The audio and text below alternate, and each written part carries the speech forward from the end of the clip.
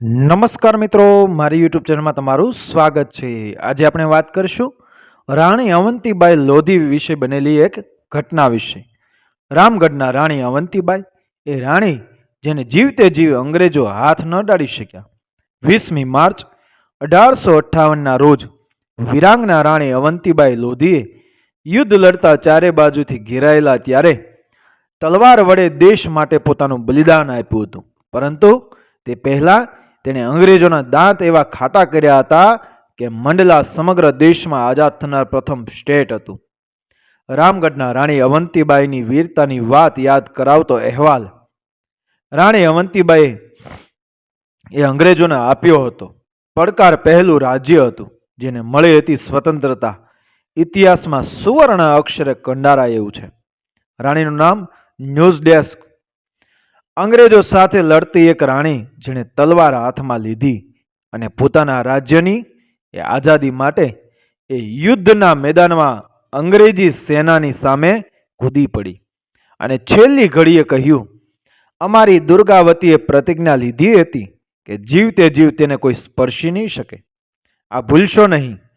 ભારતને 1947માં આઝાદી મળી, પરંતુ તેની એક સદી પહેલા 23 નવેમ્બર 1857ના રોજ ખેરી યુદ્ધ પછી આદિવાસી પ્રભુત્વ ધરાવતું મંડલા સ્વતંત્ર બન્યું હતું।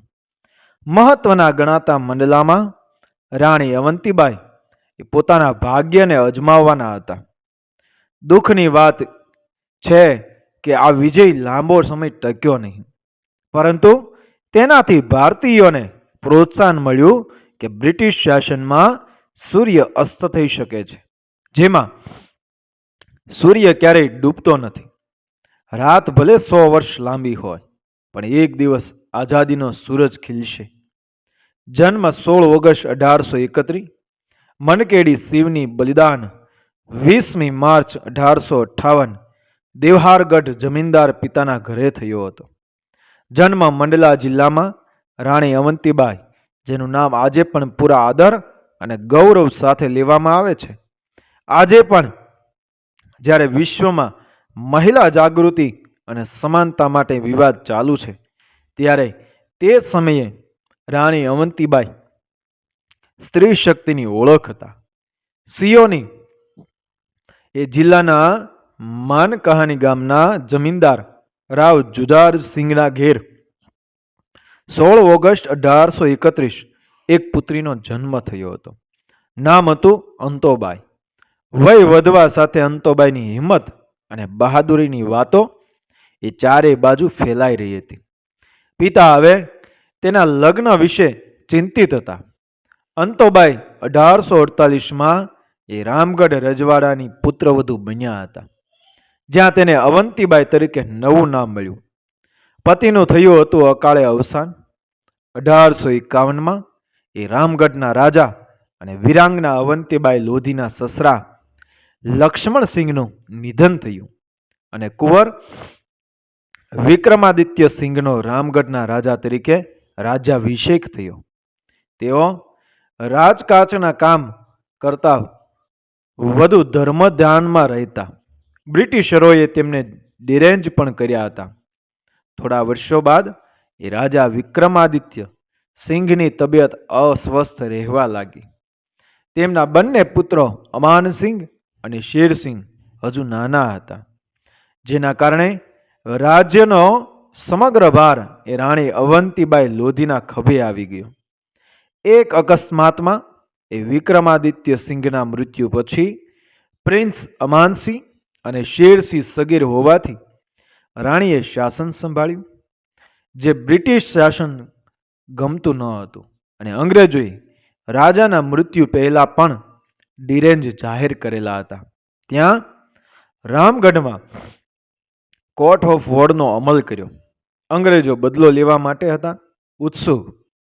માંડલાના ડેપ્યુટી કમિશનર વેડિંગ્ટન લાંબા સમયથી એ રાણીએ કરેલા અપમાનનો બદલો લેવા એ આતુર હતા।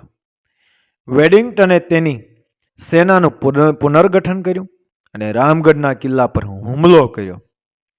બ્રિટિશ સેનાની સરખામણીમાં રાણી અવંતીબાઈની સેના ઘણી નબળી હતી, તેમ છતાં બહાદુર સૈનિકો હિંમતવાન એ વીરાંગના અવંતીબાઈ લોધીના નેતૃત્વમાં બ્રિટિશ સેના સામે ખૂબ જોશથી લડી. છેવટે પરિસ્થિતિનો અહેસાસ થતાં એ રાણી કિલ્લો છોડીને દેવહરગઢની ટેકરીઓ તરફ નીકળી ગયા. બ્રિટિશરોએ રાણીને શરણાગતિનો સંદેશો મોકલ્યો, પણ રાણીએ તેને નકારી કાઢ્યો. તેમણે અંગ્રેજોને સંદેશો મોકલ્યો કે જો લડતા લડતા મરવું પડે તો તેમાં મરવું સ્વીકાર્ય છે, પણ હું બ્રિટિશરોના પ્રભુત્વથી દબાઈશ નહીં. યુદ્ધમાં ઘાયલ થતા હતા વીરાંગના. આ યુદ્ધમાં ઘણા સૈનિકો ઘાયલ થયા હતા અને ખુદ રાણી પોતે પણ ડાબા દાંતે ગોળી વાગવાથી જખમી થયા હતા, જેના કારણે તેની બંદૂક પડી ગઈ. પોતાને ઘેરાયેલા જોઈને વીરાંગતા અવંતીબાઈ લોધી એ રાણી દુર્ગાવતીનું અનુકરણ કરતા અંગરક્ષક પાસેથી તલવાર છીનવી લીધી અને 20 માર્ચ 1858ના રોજ પોતાના શરીરમાં હુલાવી દઈ દેશ માટે પોતાનું બલિદાન આપ્યું. રાણીના બલિદાન બાદ 21 માર્ચ 1858ના રોજ તેમના અંતિમ સંસ્કાર કરવામાં આવ્યા હતા. જે પછી રામગઢ રાજ્ય એ અંગ્રેજોના હાથમાં આવ્યું અને રાજ્ય તૂટી પડ્યું. પરંતુ આ મર્દાનીએ એ આઝાદી માટે જે જ્યોત પ્રગટાવી હતી તે ક્યારેય ન બુજી શકે તેવી હતી. જાણો શું હતું એ કોર્ટ ઓફ વાડ? લોર્ડ ડેલહાઉસની નીતિ એ હતી કે તેઓ કોઈ પણ સંજોગોમાં બ્રિટિશ શાસનને વિસ્તૃત કરવા માંગતા હતા.